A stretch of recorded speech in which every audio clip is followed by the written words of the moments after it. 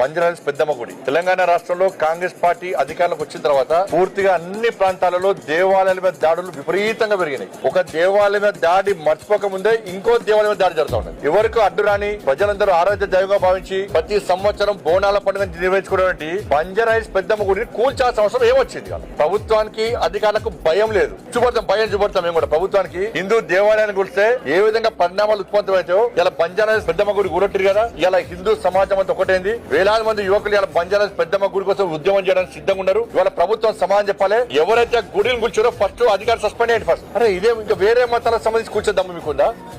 Road కడ్డంగా ఈ తెలంగాణ రాష్ట్రంలో ఎన్ని దేవాలయాలు ఉన్నాయి, ఎన్ని మసీదులు ఉన్నాయి, ఎన్ని చర్చలు ఉన్నాయి? మేము ఇతర మతస్థులు కూర్చోమని అంటలేము. అరే హిందూ దేవాలయాలు ప్రాణ కోసం ఎందుకు కూర్చున్నారు? ఇవాళ ఓలికి బోనాల పండుగను పవిత్రంగా జరుపుకుంటున్నారు. భాగ్యనాథ పండుగ వాతావరణం ఉంది. ఈ పరిస్థితిలో కావాలని కుట్రలు చేసి వాళ్ళ పెద్దమ్మ గుడిని కూర్చోడము ఇది ఎంతవరకు కరెక్ట్? అంటే జూబ్లీస్ ఎలక్షన్స్ ఉన్నాయి. ఇప్పటికే కాంగ్రెస్ వాళ్ళు అంటున్నారు అలా ముస్లింస్ 30% ఉన్నారు కాబట్టి వాళ్ళ ఓట్లు రావాలంటే పెద్దమ్మ గుడిని కూర్చాలి. మీరు గుర్తుంచుకోండి బిడ్డ, జూబ్లీస్ లో హిందువులందరూ ఓటు బ్యాంక్ మారుతారు. నేను రాష్ట్ర ముఖ్యమంత్రి గారు చెప్తున్నాను, ముస్లిం ఓటు బ్యాంక్ కోసం మీరు ప్రయత్నం చేస్తున్నారు. రాష్ట్ర ప్రభుత్వ కుట్రలో భాగమే ఇలా బంజారాహిల్స్ పెద్దమ్మ గుడిని కూర్చి వాళ్ళ కేవలం జూబ్లీస్ లో ఒక వర్గం ఓట్ల కోసం, ఆ వర్గం ఓట్ల ద్వారా గెలవడానికే వాళ్ళ పెద్దమ్మ గుడి కూర్చోండి. ఎంత ధైర్యం ఉండాలి మీకు, ఎంత దమ్ము ఉండాలి మీకు పెద్దమ్మ కూర్చోడానికి?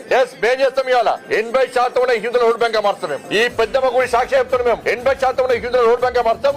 కాంగ్రెస్ పార్టీ పెద్దమ్మ గుడికి కూల్స్తే ఏ విధంగా గుణపాఠం హిందూ సమాజం చెప్తుందో వాళ్ళ చూపడానికి హిందూ సమాజం సిద్ధంగా ఉంది. ఖబర్దారుగా రాష్ట్ర ప్రభుత్వాన్ని చేరుస్తున్నాను. ఇది మంచి పద్ధతి కాదు. రాష్ట్ర ముఖ్యమంత్రి క్షమాపణలు చెప్పాలి. దీని మీద సంబంధిత అధికారులను వెంటనే సస్పెండ్ చేయాలి.